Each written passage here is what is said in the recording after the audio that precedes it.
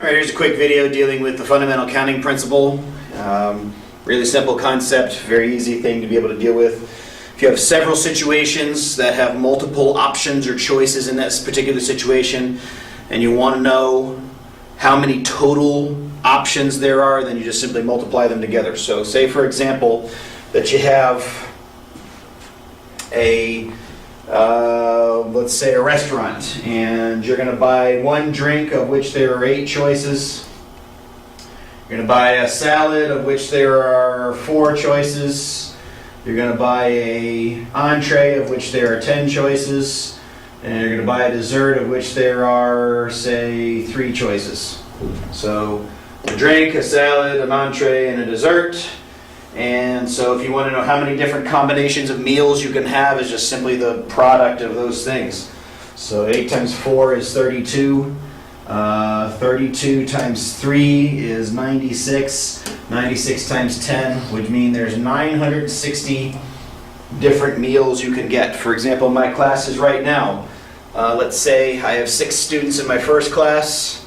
I have 9 students in my second class, 9 students in my third class, and 7 students in my last class. If I wanted to choose one student from each class, how many different combinations of students could I come up with? It would simply be the product of these numbers. All right, so that'd be 81 times 6 times 7